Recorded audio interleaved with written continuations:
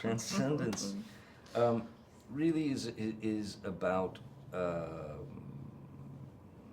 I think it's a very unique film in the sense that this film is foretelling, of what is to come, and it's not like, ooh, this might happen.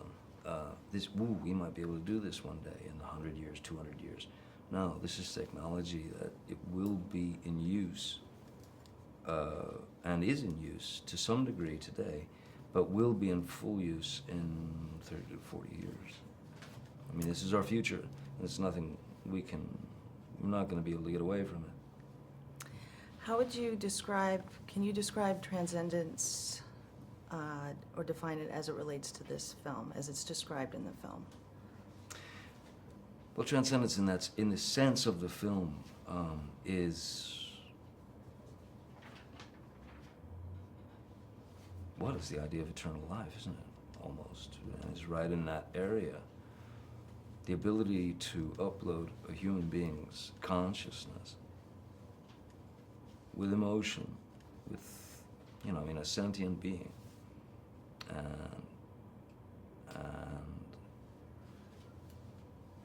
once that's there, it's there forever. Until what? You erase it? Does that become a crime at that point? Or you unplug it? Does that become a crime at that point? I mean, there's so many possibilities, there's so many things. But that's the great thing about this film. This film is not just it's not just a sci-fi kind of thing. This is real, very real. And that, I think, will resonate with the audience, I think it should resonate with the masses, because we should know what's coming. Yeah, I mean, transcendence, the singularity, essentially achieving eternal life, in whatever form. Who is Dr. Will Castor?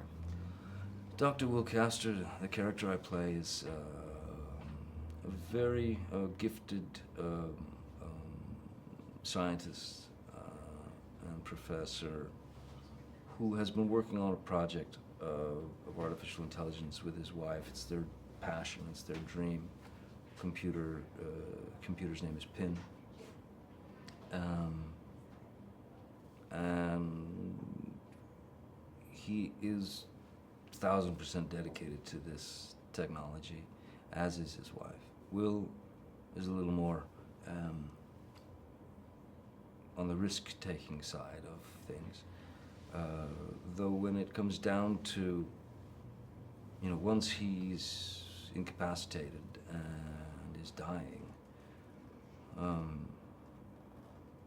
they have a little bit of time. There's this sort of moral dilemma, the moral,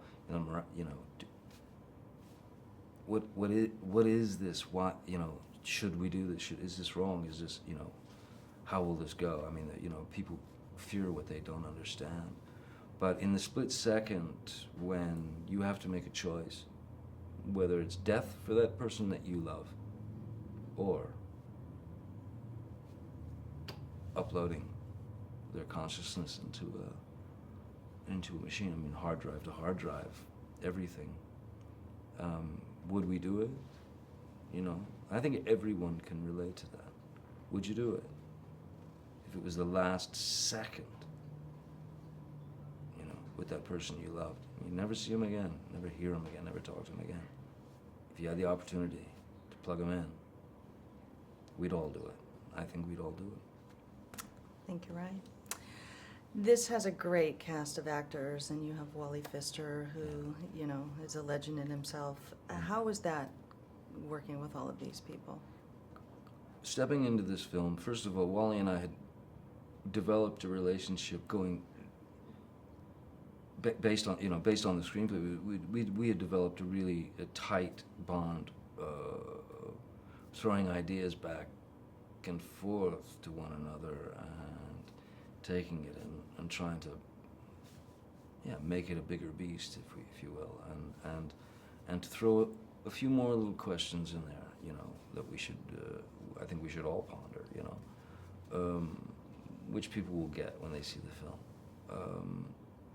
But Wally was 1,000% passionate and committed to not just making this a sci-fi film and with some great visual, tricks and whatnot.